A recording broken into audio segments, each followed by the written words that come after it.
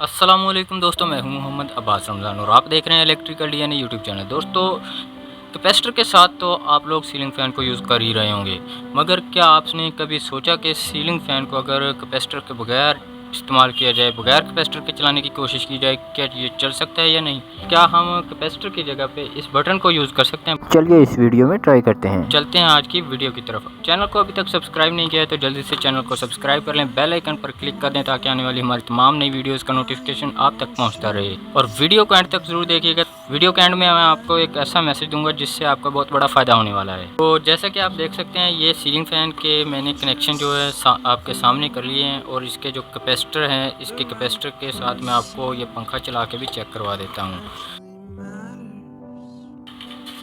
तो ये स्पीड आपके सामने है। ये मैंने इस कैपेसिटर के साथ इसको ऑन किया था।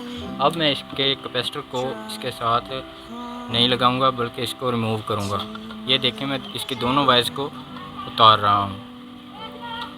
ये मैंने इसकी दोनों वायर्स जो हैं ये उतार दी हैं और इसकी वायर्स को उतारने के बाद मैं अब इसके साथ वायर लगाऊंगा जिसके साथ मैंने एक स्विच लगाया हुआ है, यानी कि एक बटन लगाया हुआ है। इसकी दोनों वायर्स आपको दिखा दूं। ये देखें, ये स्विच है मैंने लगाया हुआ है इसकी वायर के साथ। एक ये वायर है, वायर के दोनों सिरे मैंने नंगे किए हुए हैं और जो कैपेसिटर की दोनों वायर्स थी मैंने उनको इस वायर के साथ ज्वाइंट दे देना है। हम इसको ज्वाइंट कर लेते हैं और उसके बाद एक कैपेसिटर की दूसरी वायर को भी ज्वाइंट कर लेते हैं। तो अब मैं इसकी जो मेन की वायर्स हैं, यानी कि जो करंट वाली वायर हैं, मैं उनको लगाता हूँ। पीछे से मैं प्लग आउट करने के बाद लगाता हूँ। तो ये एक वायर को मैंने रेड वाली वायर के साथ लगा दिया और बाकी जो दूसरी वायर थी वो कैपेसिटर की सीधे चक्रों वाली जो वायर थी उसके साथ मैं लगा रहा हूँ। ये ब्लैक कलर की वायर जो है इसके साथ इसके जो चक्कर हैं, ये इसका सर्कल है, सीधा है। पंखे के सीधे चक्रों वाली वायर के साथ लगाने के बाद अब मैं इसको करंट देता हूँ। पीछे से सीलिंग फ़ैन को करंट देता हूँ, यानी कि मेन वायर चालू करता हूँ। तो चालू करने के बाद जैसा कि आपके सामने है, ये जो स्विच है मैंने ऑफ़ किया हुआ है। अब मैं सीरीज़ पे लगाया हुआ है मैंने फ़ैन को। जैसे ही मैं इसको ऑन करता हूँ तो ये देखें, फ़ैन जो है ये ऑन हो चुका है, मगर ये पंखा जो है ये सीरीज़ पे मैंने लगाया हुआ है। तो अब मैं इसको उठा के इस फ़ैन के बटन को ऑन करता हूँ तो ये देखें ये चल पड़ा है, मगर ये उल्टा चल रहा है। मैं इसको दोबारा से ऑन करता हूँ तो ये उल्टा चल रहा है। तो मैं इसको थोड़ी देर तक चलने दूंगा। सीरीज़ पे चल रहा है ये बात ध्यान में रहे। अब मैं इसको बंद करता हूँ।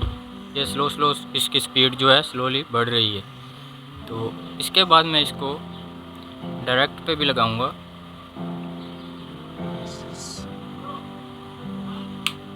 तो डायरेक्ट पे मैंने लगा दिया है। ये देखें, ये फुल स्पीड के साथ ऑन हो चुका है। तो ये देखें, इसका स्विच जो है ये मैंने ऑन किया हुआ है। मगर दोस्तों, ये पंखा तो चल चुका है। अब बात आती है कि ये कैपेसिटर जो है ये इसका रिमूव है। ये कैपेसिटर के बगैर करंट ज़्यादा तो इस्तेमाल नहीं कर रहा।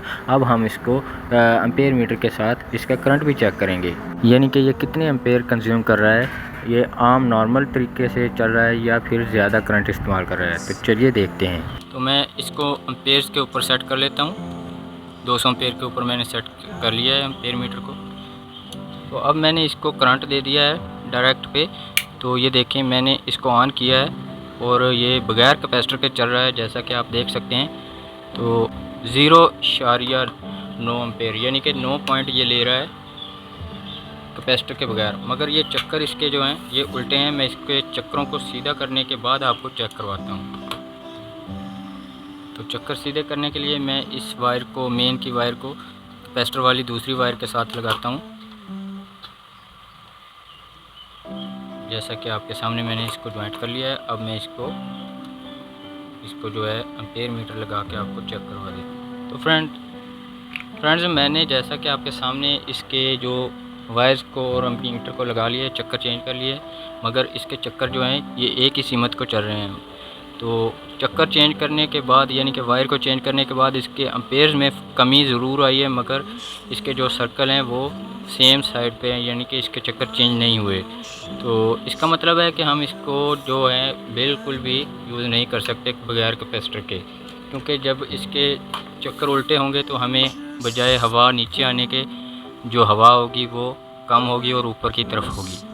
तो इसलिए हम ये जो तरीका है ये ना आजमाएं तो बेहतर होगा। तो फ्रेंड्स, जाते जाते मैं आपको एक ऐसी गाइडलाइन देता जाऊं कि आपके काम आ सके। अगर आप सीलिंग फ़ैन को कैपेसिटर लगाते हैं, यानी कि सीलिंग फ़ैन का कैपेसिटर चेंज करना चाहते हैं, तो उसके अंदर आपको कैपेसिटर कौन सा लगाना है, 3.5 UF यानी कि 3.5 UF का कैपेसिटर लगाना है। और अगर आपका सीलिंग फ़ैन जो है ये मशीन वाइंडिंग है, यानी कि आजकल की वाइंडिंग में है या जो मशीन पे रिवाइंड होता है, तो आप उसको 3 UF का कैपेसिटर लगाएं अगर वो कॉपर में है। तो अगर वो एलुमिनियम वायर यानी कि चाइना कॉपर में है तो आप उसको 3.5 या 3 UF का कैपेसिटर नहीं लगा सकते, बल्कि उसके साथ आप 2.5 का कैपेसिटर लगाएंगे। तो इसी के साथ वीडियो को करते हैं अख्ताम। तो मिलते हैं नेक्स्ट वीडियो में, तब तक के लिए अल्लाह हाफिज़।